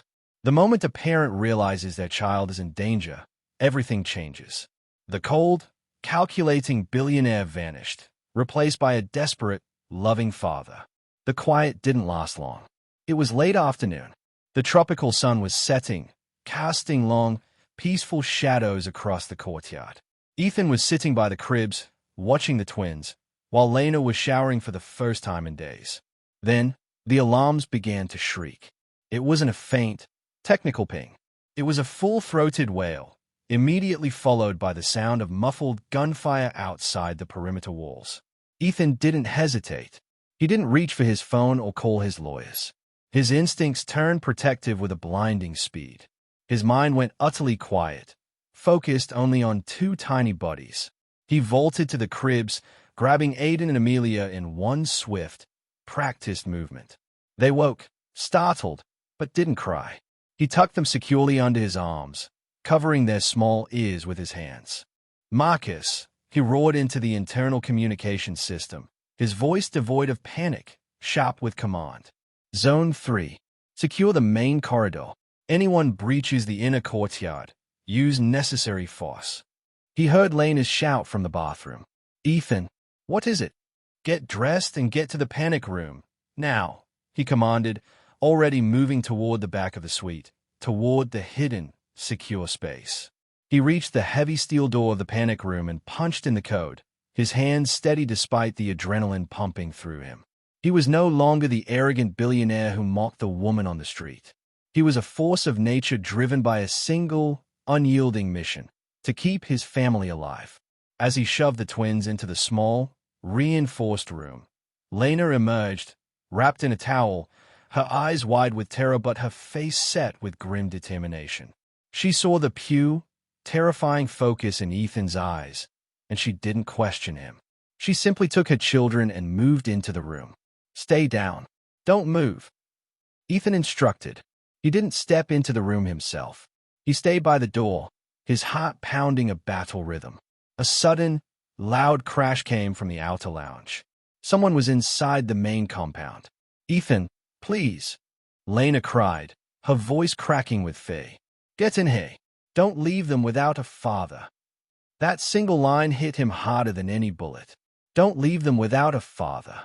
But he knew if he let them breach the door, the twins would be exposed. He had to hold the line. He glanced at Marcus, who appeared at the end of the hall, gun drawn, his face grim. "Sir, they're professionals. Looks like a diversion while they try to cut the power to the main safe room." Ethan made a snap decision that had nothing to do with corporate strategy. He didn't need to save the money. He needed to save his children. "Marcus, switch the power grid to the auxiliary generator. Cut everything else. I need a path. I'm moving them to the basement bunker. Now." He swung the heavy steel door open just enough to see Lena. He threw her a small, satellite-connected device. "Stay on this channel. Don't open this door for anyone but me." He slammed the door shut, locking his family inside the safest room they had. Then, his instinct took over. He grabbed a fire extinguisher, not as a weapon, but as a distraction, smashing a decorative glass vase to draw attention away from the escape route. He and Marcus moved with the speed of true desperation. They secured the breach, not by killing, but by isolating the intruders, buying them precious seconds. Ethan's focus was surgical: cut the threat, clear the path, protect the exit. He was risking his life, something the old Ethan would never have done for a complete stranger, let alone a woman he suspected. Love often shines brightest when life is at its darkest. If you're rooting for Ethan and Lena to make it through this danger and build their future together, share this story with a friend who understands that true family is forged in fire. The threat was neutralized barely minutes later, the attackers retreating into the night after realizing they couldn't penetrate the inner defenses quickly. Shaking, Ethan returned to the panic room. He punched the code and the heavy door hissed open. Lena was huddled on the floor, the twins safe in her lap. She looked up at him, and her eyes were no longer filled with the terror of the street, but with the gratitude and fierce loyalty of a partner who had just watched her protector face death for their family. Ethan knelt beside her, pulling them all into a tight, trembling embrace. He wasn't arrogant, successful, or rich in that moment. He was just a father, terrified and thankful. "They won't stop," he whispered, his cheek resting against the soft fabric of Amelia's shirt. "They are close." This was a message. Lena looked at the single piece of evidence Marcus had retrieved, a discarded, high-tech piece of surveillance gear that was traced back to a company owned by Lydia. "Then we stop running," Lena said, her voice surprisingly strong. "We find Daniel. We end this now." Ethan looked at his family, his true wealth. He knew the time for defense was over. The close call had stripped away the last remnants of his doubt. This was war, and he was ready to fight it to the last breath. The end of the long night was finally in sight. Ethan, Lena, and Marcus moved toward the old, deserted family villa on the far side of the island. It was a beautiful place, choked with overgrown tropical vines and baking under the relentless sun. It was a place where Daniel and Lydia thought they were untouchable. The air was heavy, not just with the humid heat, but with the immense weight of destiny. Ethan was walking toward the man who had tried to destroy him, fueled by the fiercest love he had ever known. Lena was right beside him, holding his arm, her eyes clear and resolute. She was no longer running. They found Daniel Hayes and Lydia on a crumbling veranda overlooking the sea. Daniel still looked arrogant, dressed in expensive but crumpled linen, a glass of something strong in his hand. Lydia stood beside him, her face tight with fear and spite. Marcus and the security team had them cornered. There was nowhere left to run. "Hello, Daniel," Ethan said, his voice flat, devoid of the emotion that was swirling inside him. "The party's over." Daniel scoffed, trying to maintain his condescending posture. "Ethan, my pathetic little brother, always needing the theatrical entrance. What is this? A hostile takeover? Are you going to bore me to death with a prospectus?" Ethan ignored the taunt. He looked at Lydia. "You manipulated a woman, drugged her, and engineered the birth of my children, all for leverage. That is monstrous." Lydia just sneered, but Daniel suddenly laughed, a nasty, brittle sound. "Leverage? You think it was just about your precious company, Ethan? You're still just thinking like a businessman. You always miss the personal touch." He gestured dismissively toward Lena. "You found the beggar. Congratulations. Now, give me the access codes to the family trust, and maybe I won't have to show your corporation the photos I have of your little street rats freezing to death." That word, beggar, snapped something inside Lena. She stepped forward, closer to the railing, closer to the monster who had ruined her life. "I am not a beggar," Lena said, her voice quiet but ringing with a sudden, authoritative power that stunned everyone, even Ethan. "My name is Lena Morris, and this is my family's land, Daniel. Not yours." The revelation hung in the air, hot and shocking. Daniel's arrogant smile dissolved. The full truth, like a wave crashing onto the shore, came out. Lena wasn't just a former waitress. Her grandmother, whose family had maintained the villa for decades, had secretly been the legal owner of a massive, undeveloped tract of beachfront land on the island. A land asset so valuable it dwarfed even parts of the Hayes family fortune. When Lena's grandmother died, she left the property to Lena, her only heir. Daniel, who had been hiding out at the villa, found the old deed and realized his financial problems were solved if he could claim the land. But he needed Lena gone permanently and quietly. Daniel explained the whole monstrous plot, his voice spitting with bitter jealousy. The land was a side bonus. The real goal was to hit you where you live, Ethan. I used Roger to ruin Lena so she was desperate and untraceable. I used Lydia to set up that night, knowing your history and your family's rare blood type. The twins were leverage. If you exposed me, I would use the children to force you to sign over your shares, leaving you with nothing. He wanted to be the legitimate patriarch, the one who controlled everything, the Hayes fortune, the Caribbean land, and the lives of his brother and the children. Lydia, seeing the game was truly lost, made a desperate lunge for a hidden phone, trying to call the last of their contacts. But Marcus, calm and ready, simply stepped in and secured her. Daniel, finally defeated, slumped against the railing, the full force of his envy and greed exposed for the shallow disaster it was. He was trapped, not by guns, but by the overwhelming, undeniable power of the truth and the physical presence of the family he tried to destroy. Ethan looked at his brother, the man who had carried the betrayal through years, sacrificing humanity for greed. He felt pity, but mostly cold relief. The twins are the heirs, Daniel, Ethan stated, the words final and official. The heirs to the Hayes Company and the heirs to Lena's land. Your plot failed, and now you will face the full force of the law. Hours later, the sun had set, painting the sky in colors of hope and new beginnings. Daniel and Lydia were secured, handed over to authorities with a clear, documented file of their corporate fraud, assault, and conspiracy. The immediate danger was over. Ethan stood on the quiet beach, the sound of the gentle waves washing away the last remnants of the past. Lena was walking toward him, holding Aiden and Amelia, who were awake and gurgling happily, finally at peace. Lena wasn't wearing rags. She was wearing clean, comfortable clothes. More importantly, she was wearing a look of quiet, powerful resolve. She had gone from being a beggar hiding from the world to being the legitimate co-heir of a dynasty. But her true wealth was in her two children. Ethan walked to meet her. He took Amelia into his arms, feeling the profound completeness of the moment. You weren't just the mother of my children, Lena, Ethan whispered, his voice thick with emotion. You were the key to my whole life.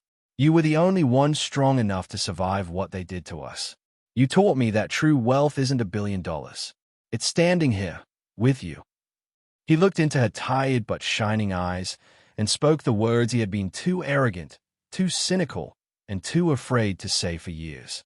I love you, Lena. Let me make this official. Let me use every resource I have to build a life for us. Will you be my wife? Will you build this family with me? Officially, legally, forever. Lena looked from his sincere, vulnerable face to the healthy, happy faces of their twins. She saw the man who had risked everything, who had shed his arrogance to become a father and a protector.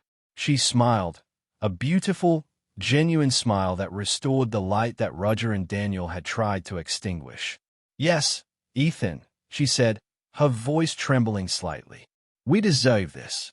We all deserve to be safe, loved, and together. He leaned in and kissed her, a kiss that sealed their past struggles and promised a future of happiness, security, and unbreakable family. The twins, Aiden and Amelia, gurgled happily, their future secured not by the millions they would inherit, but by the honest, selfless love that had rescued them from the cold street and brought them home to the warmth of family. Justice had been served, and love, against all odds, had won. The days following Daniel and Lydia's capture were supposed to be the wind down. Ethan had deployed his legal team to secure the land deeds and prepare for the long court battle back home. Lena, Aiden, and Amelia were thriving in the sun, finally eating well and sleeping peacefully. Ethan allowed himself a false sense of security, believing that with the ringleaders neutralized, the danger was past. He was wrong. Evil is rarely a single person. It's a network, a web of greed that survives the spiders who spin it. The ambush was brutal and swift. Lena had taken the twins down to the private cove, supervised closely by Marcus and one security detail. The cove was beautiful, secluded, and seemingly safe. But the network Daniel and Lydia had built, the desperate investors who stood to lose everything if the conspiracy was exposed, were not done fighting. They came in fast, cutting through the dense jungle lining the beach. They were hired thugs, masked, armed, and motivated by pure, panicked greed. The attack started with a terrifying shout and a flash of movement. Lena's survival instincts, sharpened on the cruel streets, kicked in instantly. She didn't freeze. She grabbed Aiden in one arm and shoved Amelia's stroller hard toward Marcus, screaming a raw, desperate warning. Marcus reacted instantly, drawing his sidearm. But the ambushers were overwhelming the small detail. Their aim wasn't to kill immediately, it was to kidnap. To take the twins, the ultimate leverage, and use them to force Ethan to drop the legal case and sign over the valuable island land. Ethan heard the commotion from the villa and flew into action. His corporate training, his years of aggressive leadership, coalesced into a single, terrifying focus: protect his family. He saw the scene, Lena fighting with a desperate ferocity, Marcus pinned down, and one of the large, brutal figures grabbing Aiden from Lena's arms. The sight of his son being taken unleashed a primal, blinding fury in Ethan. The arrogant CEO, the cold man of commerce, was obliterated. All that remained was a father. He didn't call for backup. He didn't think about his stock price or his legal exposure. He grabbed the closest heavy object, a decorative bronze statue, and charged down the cliff path. He didn't speak in commands or threats. He communicated in sheer, violent action. He slammed the statue into the back of the nearest kidnapper, a blow that dropped the man instantly, securing Marcus the seconds he needed to regain control. The man holding Aiden turned, surprised by the direct, reckless aggression. Ethan didn't give him a chance to react. He launched himself at the kidnapper, throwing his entire weight against the man, screaming with a rage born of absolute love and terror. The two tumbled onto the sand. Aiden was dropped onto the soft sand, crying. Ethan used his body as a barrier, shielding his son while fighting desperately. When faced with true evil, the only thing that matters is love and sacrifice. Ethan was fighting for the first real, untainted thing in his life. The fight was brutal. Ethan was hit hard across the jaw, but he held on, using his weight and the element of surprise. He was bleeding, his mind reeling, but the only thought that mattered was safety. He realized these men weren't Daniel's employees. They were hired muscle. Their motivation was money, not loyalty. Seeing his opening, Ethan screamed a raw offer, an act of sheer, financial desperation. "Stop! I'll pay you. Right now. $10 million. Untraceable crypto transfer.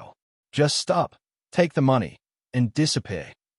The immediate risk of offering an immense, untraceable sum was massive. It could expose his black market security dealings and damage his legal battles. It was a risk to his entire fortune, but he didn't care. The men hesitated, their professional ruthlessness clashing with raw greed. 10 million? Now? The leader growled, his eyes darting between the wounded, bleeding billionaire and the promise of a lifetime of easy cash. "Yes. If you touch them, you get nothing. Walk away, and it's yours," Ethan yelled, leveraging the only power he had left. The greed won. The remaining attackers melted away into the jungle. Their mission failed, their pockets soon to be full. Ethan didn't chase them. He collapsed onto the sand next to Aiden and Amelia, his body shaking, his jaw throbbing, his expensive shirt ripped and soaked with blood. But the children were safe. Lena rushed to him, checking the twins, then turning her fierce attention to the bleeding, exhausted man. She saw the cuts, the bruises, and the blood, but most importantly, she saw the hero, the man who had risked his life and his fortune without a second's thought. The attack had one final, crucial revelation. Marcus, having secured a few pieces of discarded gear, realized the attack was launched by a third-party group, local organized crime. They were clearly a failsafe, an external threat designed to step in if Daniel failed. The money and the power behind the conspiracy were deeper and wider than they first imagined. Love often shines brightest when life is at its darkest. Ethan looked at Lena, his vision slightly blurred. He reached up and gently touched the twins. "We have to go," he rasped, his voice raw. "Now, this place is compromised." There was no legal battle left to fight here. The only thing that mattered was survival.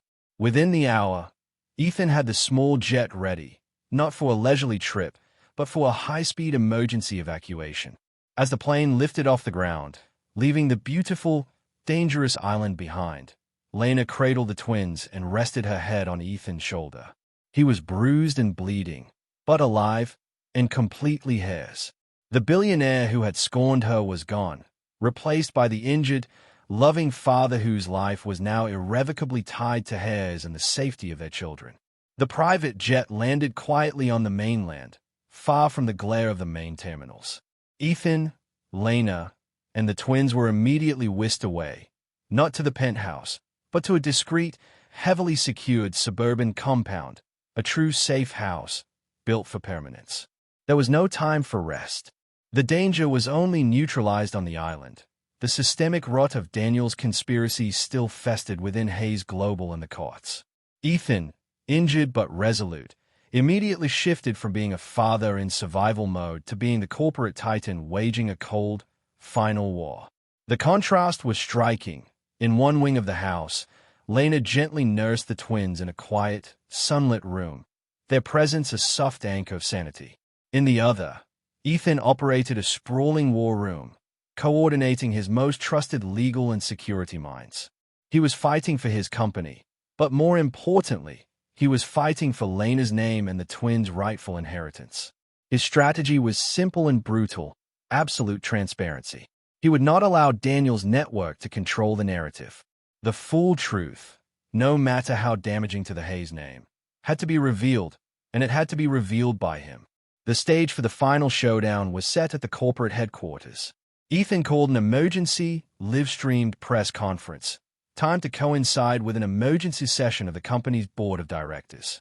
The board meeting, a hallowed ritual of corporate power, would become the scene of a devastating family betrayal. Ethan walked into the grand boardroom, the polished oak reflecting the worried faces of his directors and the cold, unblinking glare of the cameras. He was clean, impeccable, but the bruises on his face were still visible, a physical testament to the price he had paid. He didn't start with financials. He started with the truth. "For years," Ethan began, his voice strong and clear, carrying across the stunned silence of the room, "I believe my success was built solely on my own cold ambition. I was wrong. My success was built on the ruins of a betrayal that I was too cynical to see." He motioned to Lena, who was standing at the side of the room, looking poised and courageous. Her presence, simple and unadorned, was the most powerful weapon he had. "I stand here today with my partner, Lena Morris, and the mother of my children, Aiden and Amelia," he announced. "And I am here to expose the greatest threat to this company, to my family, and to public trust, a conspiracy orchestrated by my estranged brother, Daniel Hayes, and his associate, Lydia." He then proceeded to dismantle the conspiracy piece by piece, laying bare the monstrous depth of Daniel's jealousy and greed. Daniel's initial betrayal was corporate fraud. But when that failed, he orchestrated a plot to ensure his ultimate victory, Ethan explained, presenting the irrefutable evidence. He revealed the genetic report showing the rare blood marker that confirmed the twins were a deliberate, engineered creation for future leverage. He exposed Roger's role in destroying Lena's life and forcing her onto the streets, making her a disposable pawn. The twins, Aiden and Amelia, were conceived with a single, evil purpose, to be leverage, Ethan stated, the words sinking like stones into the horrified silence. "Had I not found them, Daniel planned to use them to force me to surrender control of this company, as well as steal the valuable land Lena had legitimately inherited on the Caribbean island." He displayed the retrieved land deeds, now legally secured in the twins' names, along with the damning audio of Daniel's threats and the physical evidence from the attempted kidnapping. The man who sits in a jail cell, awaiting criminal charges for conspiracy and attempted kidnapping, is someone I once trusted, my own brother. He is the villain. It takes immense courage to publicly expose a family member for such a brutal betrayal, risking your own reputation to tell the full truth. The effect was instantaneous and explosive. Hayes' global stock plummeted, the media went into a frenzy, and the board members were in visible shock. The shocking nature of the crime, using children as corporate leverage, shook the financial world to its core. The empire was severely shaken. Analysts predicted months of instability. Ethan had risked everything, but the reaction from the public was unexpected. Because Ethan hadn't covered up, hadn't lied, and had put his family's safety above his stock portfolio, he earned a massive surge of public sympathy. He was seen not as a ruthless billionaire hiding secrets, but as a flawed man who had paid the ultimate price for his past arrogance and was fighting honorably for his children. Justice, swift and powerful, followed. Daniel and Lydia, stripped of their power and legal defenses, faced severe federal and international charges. The threat was finally fully neutralized. The war was over, but the silence that followed was deafening. Weeks passed in the safety of their home. The legal proceedings moved forward with relentless precision, ensuring that Daniel and Lydia would never again pose a threat. The corporate crisis was managed with surgical skill, but the real, important work was happening quietly, inside the heart. Lena's dignity had been restored legally. She was the acknowledged co-heir to both the Hayes fortune and the valuable island land. But her true restoration was personal. The fear had finally receded, replaced by a quiet, fierce confidence. She was no longer running, no longer hiding. She was simply a mother and a partner. Her first act was a powerful statement of her true character. She announced to Ethan that she was selling the inherited Caribbean land. "I don't want it, Ethan," she explained simply, holding Amelia on her hip. "It's tied to the violence and Daniel's greed. It was never my dream." Instead, she decided to pour the massive funds into her original dream. Not a small bakery or modest daycare, but a large, permanent community center and free daycare in the neighborhood where she had briefly struggled. It would be a safe harbor for families like the one she had been, providing not just childcare, but job training and resources. Watching Lena build a legacy of kindness forced Ethan to face his own internal ruins. His physical wounds from the ambush were healing, but the cynicism that had scarred his soul for over a decade was harder to mend. One evening, after the twins were asleep, Ethan finally spoke about the true source of his coldness, the original betrayal by his brother that had taught him to trust no one. "When I saw you on the street, Lena, I wasn't just arrogant," Ethan confessed, his voice low and raw. "I saw a threat. I saw someone who would use my weakness, my money, to hurt me. That's what Daniel did years ago. He taught me that vulnerability is the greatest liability."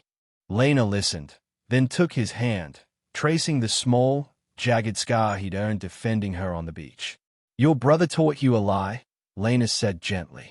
"My survival instincts made me cautious. Yes, but my heart never planned to hurt you. Daniel's betrayal was about malice and greed. Mine was about survival and protection." She looked deep into his eyes. "You think vulnerability is a liability, but it's the only way we can love, Ethan. It's the only way to build trust. If you hadn't risked being vulnerable and believing me, we would never be here. Your heart is the strongest part of you, not your vault." Ethan finally understood. He realized he had been living inside a cage of his own making, defined not by his own character, but by his brother's malice. Lena's honesty, resilience, and genuine goodness were the antidote to all the poison Daniel had spread. The risk of love was the only risk worth taking. Ethan didn't just write a check for Lena's new community center. This time, he poured his entire corporate skill set into the project. He restructured the land acquisition, designed the facility for maximum efficiency, and committed a significant portion of the Hayes Global Foundation to funding its operations permanently. It was his official, public abandonment of pure cynicism. The man who had once built towers of glass to separate himself from the world was now building a foundation of brick and mortar to support those who needed it most. He was using his empire to heal not just Lena's past, but his own. Ethan and Lena are building their future not just for themselves and their children, but for their entire community. If you love seeing wealth used for such powerful good, share this story with someone who inspires you. Their future was defined by this shared purpose. They were no longer just survivors of a trauma. They were partners in a life built on mutual respect and shared dreams. They stood together by the window, watching the sunset paint the sky in colors of gold and rose. Aiden and Amelia were asleep in the next room, safe and secure. "We did it," Ethan murmured, pulling Lena close. "We made it." "We did," Lena agreed, resting her head against his shoulder. "But we aren't done yet. Our story is just beginning." The billionaire who had once been emotionally bankrupt had finally found his true wealth. A family built on honesty, vulnerability, and an unbreakable love, proving that even the deepest wounds can heal when you finally choose to trust. Ethan didn't just resume his role as CEO, he redefined it. The old, ruthless ambition driven by fear and cynicism was replaced by a powerful new drive for trust and legacy. He established a clear, public code of ethics within Hayes Global, stripping out the shadows and opacity that his brother had exploited. The company's focus shifted from aggressive acquisition to sustainable, ethical investment. He knew the cost of his past mistakes, and he was determined that his company's wealth would serve a positive purpose. He elevated key figures who valued integrity over profit, and he made Marcus, his loyal head of security, a member of his executive leadership team, a symbolic move confirming that loyalty and character were now paramount. The empire wasn't smaller, it was stronger, built on a foundation of integrity that no conspiracy could shake. Lena stepped into her new role not as a dependent, but as a genuine partner. She didn't seek a place on the corporate board, but she became the driving force behind the new Hayes Family Foundation. She spearheaded the construction of her community center, which quickly became Ethan's passion project. He learned more about genuine human needs spending an afternoon sourcing construction materials for the daycare than he ever did closing a multi-billion-dollar deal. The transformation was visible in their everyday life. The twins, Aiden and Amelia, were everywhere. Ethan didn't delegate their care, he reveled in it. Their laughter filled the silent spaces of his luxurious life, turning a cold structure into a warm home. For Ethan, Lena and the twins weren't some final act of charity to assuage his guilt. They were the very core of his existence, his destiny. They were the reason he had broken free from the toxic cycle of his past. The fear of betrayal was replaced by the certainty of love. He had risked his fortune to save them, and in return, they had given him a life worth living. The final, public act that sealed their new beginning was their wedding. It wasn't a lavish corporate affair designed for publicity. It was a private, intimate ceremony held at the newly completed community center, surrounded only by Marcus, a few close friends, and their sleeping children. Lena wore a simple dress, and Ethan, though wearing a bespoke suit, had eyes only for his wife. He said his vows not as a commitment of wealth, but as a promise of unwavering trust and eternal protection.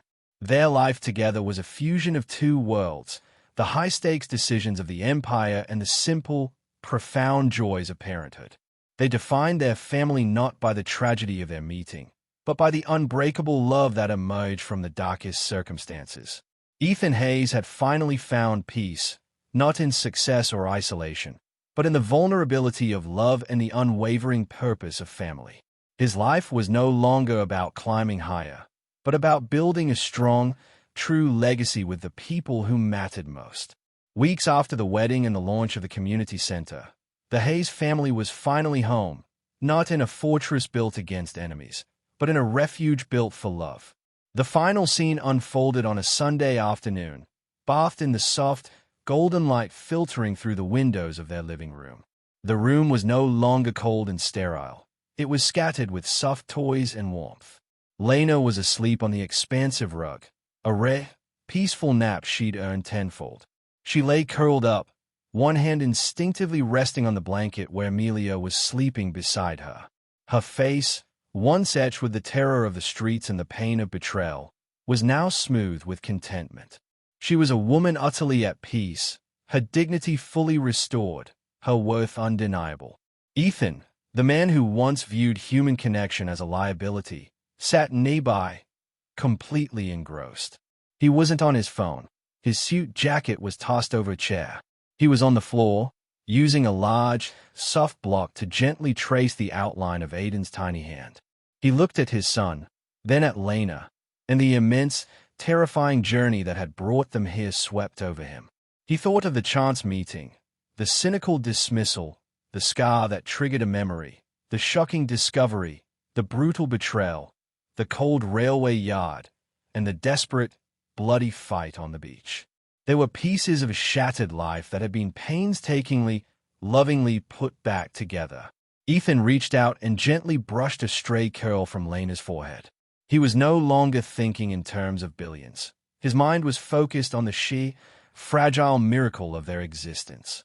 He realized his wealth wasn't the empire he ran, but the family that lay before him. He had been a king without a kingdom, a man with power but no purpose.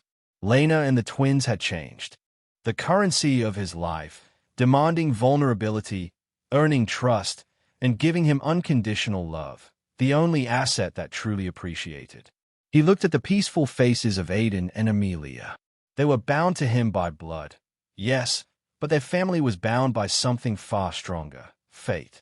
They were not an accident, nor were they leverage for a business scheme. They were the unavoidable truth that had forced him to face the man he had become and fight for the man he was meant to be. Ethan leaned down and kissed Lena softly. She stirred, but only tightened her grip on Amelia. He then moved over to Aiden, carefully lifted the small boy, and settled him gently on his own chest. As the sun set, casting long, peaceful shadows over the new Hayes family, the man who had been broken and scattered felt completely whole. He held his son, looked at the woman who was his destiny, and allowed the quiet, comforting reality of their love to wash away the last remnants of his cynical past. The journey from the cold, lonely street to the warm, secure heart of a family was complete. The ultimate victory was peace. And in the end, what began as a cold glance outside a gala became the very thing that rewrote his life. The twins no longer cried from hunger. Their small hands now clutched their father's, not the corners of torn blankets. The woman, once broken and abandoned, walked with her head high again, no longer a beggar, but a mother restored, a queen in her own right. The billionaire had finally learned that wealth without love was emptiness, but family was priceless. If this story touched you, don't forget to like this video, share it with someone who needs hope, and subscribe for more stories that remind us what truly matters. And hey, drop your city in the comments. I'd love to know where you're watching from.